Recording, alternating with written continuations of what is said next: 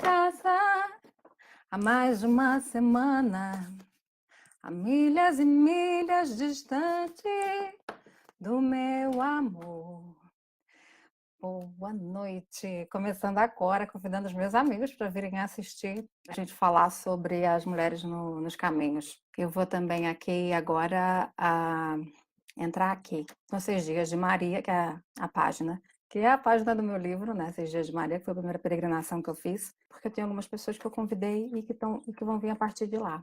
Boa noite, eu não sei já quem é que está online aí, já tem alguém aí chegando. Já já eu vejo quem está chegando aí online. Mulheres nos caminhos peregrinos, tá? Eu não vou falar só sobre o caminho de Santiago, não, vou falar também sobre o caminho de Fátima, ainda mais que hoje é dia 12 de maio, véspera das comemorações da Nossa Senhora de Fátima, não é mesmo? Olha, eu já tô com o coração de Viana pendurado nas orelhas, com os corações, e tô com o meu escapulário de Nossa Senhora de Fátima também, para proteção. O que está me levando a fazer esse vídeo hoje, né, esse ao vivo, né, e também transmitir isso. Os meus amigos sabem, quem tem um relacionamento mais próximo comigo, que eu comecei a fazer peregrinação já tem cerca de 2 anos e comecei sozinha. E agora, nesse início de ano, eu acabei recebendo uma notícia de que ia ter um curso de caminhos peregrinos para formação de guias e aceitei esse desafio para mim mesma e fui fazer esse curso. E agora estou conversando com algumas pessoas e levando essas pessoas a quererem também fazer os caminhos peregrinos, principalmente mulheres. Por quê? Ao longo desse tempo que eu tenho vivenciado os caminhos de peregrinação, eu tenho observado que há muitas mulheres que têm uma vontade muito grande de fazer os caminhos, mas que elas têm assim alguns receios com questões de mulheres estarem no caminho, principalmente mulheres sozinhas. As minhas amigas diziam que eu era uma grande maluca, os meus primos me chamavam de grande maluca porque eu tinha resolvido, num dia, de repente, sair e começar a caminhar. Mais ou menos, não foi bem assim, né? Mas foi mais ou menos assim. Existem vários caminhos peregrinos espalhados pelo mundo, né? Mas aqui na região da Península Ibérica nós temos fundamentalmente os conhecidos, né? O caminho de Santiago e o caminho de Fátima. Existem alguns receios com relação, né, sobre as mulheres no caminho. Então eu queria, inclusive, passar alguns dados estatísticos, né? Ano passado, o Caminho de Santiago, segundo a Oficina dos Peregrinos, recebeu mais de 327 mil peregrinos, 306 mil a pé e 20 mil de bike. Isso aí é um dado interessante porque algumas pessoas me perguntam assim, eu quero ir de bike, eu não quero ir a pé. Aí eu disse, olha, ir de bike não é tão fácil assim, tá? As pessoas acreditam que pelo fato de pedalar, que vai facilitar ou que é mais fácil. Muito pelo contrário, existe uma coisa chamada altimetria, que é a questão da altitude que você tem nos caminhos, principalmente no caminho de Santiago. E você tem que estar muito bem preparado para ir de bicicleta fazer o caminho. Então, talvez por isso, esse contingente de bicicletas não seja tão elevado assim em relação ao contingente de pessoas que vão a pé. Mas uma coisa interessante, quase metade dessas pessoas que fazem o caminho são mulheres. Pois é, para vocês perceberem que está bem dividido a questão das mulheres no caminho. E uma outra coisa que me perguntaram hoje, que assim, eu tenho recebido algumas mensagens de pessoas, né, como eu estou com essa página dos 6 Dias de Maria, e também eu estou falando um pouco sobre esse trabalho, né, de acompanhar as pessoas pelos caminhos, né, uma pessoa me perguntou se ela não era uma pessoa acima da idade para fazer os caminhos. Eu acho que não existe essa coisa de acima da idade. Eu já encontrei pessoas de várias idades no caminho. O que existe, sim, é uma condição física necessária para poder caminhar a longa distância, uma preparação adequada a cada pessoa e uma liberação médica, lógico. O seu médico tem que ter ciência de que você vai e você tem que demonstrar ter condições, né, de saúde para isso. Só 27% das pessoas que fizeram os caminhos tinham até 30 anos. 55% era de 30 a 60 anos e 18% acima de 60 anos. Então, ou seja, existe muitas pessoas com um pouco mais de idade que estão nos caminhos. Eu encontrei já algumas, né? Eu encontrei um casal em torno de 76, 74 anos, quando eu terminei Santiago, em novembro.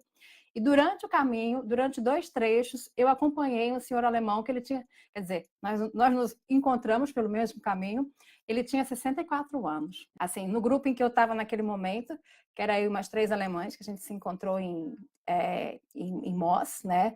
E depois seguimos mais juntos durante 2 trechos. Ele era o mais velho, né? Eu era abaixo dele, aí tinha um jovem de 20 e poucos anos e um rapaz que era 2 ou 3 anos mais novo do que eu, e depois eu e esse senhor de 64 anos. Então, assim, idade não é problema. O que tem que ser observado é a condição da pessoa realmente poder completar o trajeto de longa distância e com determinadas altimetrias. Também me perguntaram uma coisa assim, né? Quais são os riscos para a mulher no caminho, né? Não é perigoso uma mulher caminhar sozinha ou então a mulher em grupo? Como é que funciona isso? Os níveis de assalto ou de qualquer tipo de violência nos caminhos, eles são muito baixos. Ocorrem, né? Ocorrem assaltos, já ocorreram algumas coisas mais... não há muito boas referentes à questão de violência no caminho, mas é tão baixo e ocorre assim, uma vez um ano, depois no outro. Então, assim, lógico, sempre preservar por aquilo que vai te dar segurança. Mas os caminhos são lugares muito tranquilos. E eu aí anotei algumas coisas que esses sim são riscos que as pessoas têm que pensar, principalmente as mulheres quando estão no caminho. Lógico, a gente não vai caminhar no meio da madrugada sozinha, no meio de uma mata, né? Eu acho que isso aí é um risco desnecessário. O que nós podemos fazer é esperar o dia amanhecer, nos juntarmos com outras pessoas, não é mesmo? E seguimos juntos, né? Principalmente em lugares que sejam um pouco mais desertos. Mas se você vai em grupo, lógico, às vezes há momentos que você quer caminhar sozinho também, né? Mesmo estando em grupo. Quais são os reais riscos que existem no caminho? Então eu anotei aqui porque eu acho que isso é importante. A primeira é a falta de preparação física. Isso sim é um risco. Nós tivemos no início agora do mês um caso de um senhor que teve um infarto. Ou seja, ele não deveria estar no caminho porque ele poderia ter propensão a ter infarto, ele estava no caminho, infelizmente, né? E não chegou a tempo o atendimento. Nós sabemos que existe uma preocupação em manter os postos de atendimento, a emergência, os números de emergência, mas nem sempre dá tempo de chegar o socorro. Então, assim, é importante, antes de vir fazer os caminhos, fazer, sim, um exame, consultar um médico, saber se o seu coraçãozinho está em condições de determinadas subidas. Tem uma outra coisa, que é a questão do clima adverso. Parece uma bobagem, mas tem que olhar o clima todos os dias. Existe uma variação meteorológica muito grande. Aconteceu uma coisa comigo em novembro que foi o seguinte: eu tinha programado fazer X etapas em determinados tempos e não fazer muitos quilômetros, né, durante o período que eu estava chegando a Santiago. Só que 3 dias antes de eu encerrar o caminho, o que aconteceu? Entrou um aviso de alerta de tempestade, né? E nessa época de novembro, quando entra esses avisos, é muito delicado, porque você tem muita inundação, né? Tem risco, né, de que determinados locais eles ficam inundados e você, de repente, você está no meio disso, né? Aí eu dei uma acelerada e mudei um pouco o meu trajeto para exatamente quando a tempestade chegasse, eu já estar mais perto de Santiago. Foi o que aconteceu.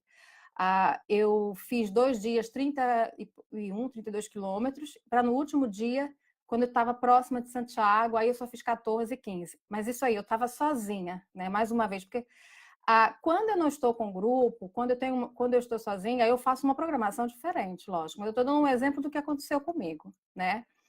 Mas é sempre bom, até porque, lógico, se acontece uma coisa dessa, aí você percebe que há uma necessidade de você ou recuar, ou mudar o itinerário, ou mesmo, né, adiar um pouco a continuidade, é preferível. E os albergues, eles têm uma rede, né, deles no WhatsApp, onde eles comunicam, né, onde tem enchente, onde está fechado, onde não está. Então, também, ou seja, perguntar, né, onde você está, se existe algum aviso, se existe alguma coisa. Isso é uma questão, isso é risco, né? Uma outra coisa que a gente não tem que observar com cuidado é desidratação no caminho. Acontece demais. Por quê? Porque as pessoas não estão habituadas a beber tanta água quanto é preciso durante o trajeto. Há variações de temperatura, por exemplo, que chegam a 40 graus. e há trechos no caminho que não tem água potável, então isso é um risco também. Assalto, né? Me perguntaram, mas tem assalto? Tem. Eu não vou dizer que não tem, porque como qualquer lugar do mundo, tem assaltantes também aqui no caminho. Mas não é como no Brasil, avisando logo para os brasileiros, é bem diferente.